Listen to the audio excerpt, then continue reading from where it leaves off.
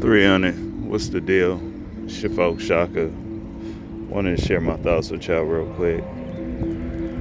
So yeah, I wanted to speak about a little situation that I addressed on this other app. I think it's a good backdrop to share a greater message, and I wanted, something to be on all platforms. We're actually gonna do like a Clubhouse on this topic as well and really break it down. But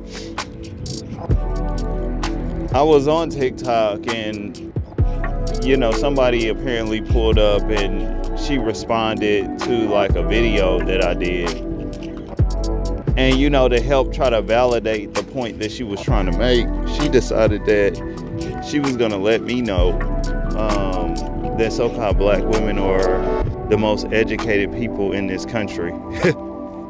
And so we got to talk about that, because number one, it's very divisive.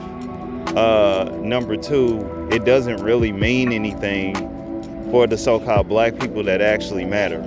All right, these claims that so-called black women are so educated and things like that, and how it's delivered, you can tell that black women oftentimes, they use this as a form of their identity to kind of separate themselves from other so-called black people, especially primarily so-called black men, which is twisted and backwards, because one of the reasons why they are not in the position that they are so thirsty to be in, which is one of the reasons why they be coming with all this cap, is because they're not unified with their man.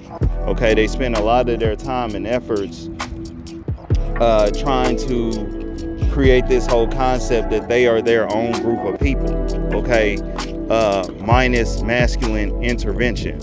And as we can see today, that has not worked out so well for so-called black women or anybody who is involved with black women, whether it's the children or a man or whatever. And so, man, obviously y'all can kind of see the comment that the woman made, okay? And the first thing I want to say about this is it's major cap anyway, okay? It's major cap. It wasn't really something that was, it came about by way of so-called black women, okay? That was something that a lot of these other people who benefit a lot from so-called black people being divisive, they put that into the game. And so-called black women being so thirsty, okay, they ran with it. But the truth of the matter is, it's major cap. They don't talk about how a lot of so-called black women, they oftentimes enroll in college, but many of them do not graduate. Okay, you got a lot of so-called black women on record that have went to college, but they don't graduate. Okay,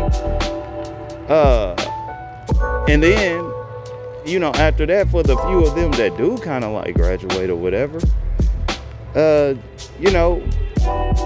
they kind of sitting on the couch. They're not utilizing the degrees as they should. And a lot of that has to do with the fact that they are not able to, because, so-called black folks, again, we don't have a stronghold in corporate America. And so you're always going to see most of the people who come out with degrees kind of sitting on the sideline. All right. They're either doing that or they're sitting at a job, okay, with somebody who does not have a degree, okay, at all.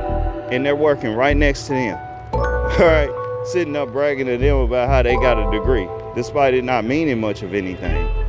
And so, man, I mean, that's number one. And then number two, what has so-called black women being so educated did for the so-called black community? I mean, like, when you keep it a buck, man, so-called black women ain't even putting nothing unique in the game for their own demographic that suggests that this is going to be something innovative that's going to see them as a better group of women tomorrow. Okay, it ain't did much. All right, and so and then after that, so-called the black community in general, what have they put in the game? All right, nothing. Okay, and then outside of that, Um, there was some other woman that pulled up on the video talking this gab, talking about how so-called black women have moved up and moved out of the community, which I thought was some serious comedy. Look, these degrees that so-called black women are claiming that they get, the few of them that do get them, it ain't moving them into a special place, okay? It's not moving them outside of or up into a realm that a person with a decent job or couples with a decent job cannot get to. Okay, the average so-called black woman is in I guess a semi-suburb, like anybody else can get into. All right, and then on top of that, for the so-called black women who say these things, when y'all get to these places, y'all ain't nothing but permanent guests. Okay, you're permanent guests. You're not treated like you're special or anything like that. Y'all spend most of y'all time in these communities, jeffing and tap dancing, trying to be, so close to these other people. All right, and like I said on that other video on the other platform, they understand this. That's why they don't take you seriously. They understand that you being all up in their communities, jeffing so heavy, you running around here talking about your degrees and such things. They understand you do all of that, all right? Because you have a problem with accepting who you are and accepting the cloth that you came from, all right? And so I just wanted to go ahead and make a video about it. We're gonna be a little more in depth about it here on probably like the Clubhouse or something of that nature. But man, I wanted to go ahead and say that now, man. This whole talk about so-called black women being all so educated is major cap, okay?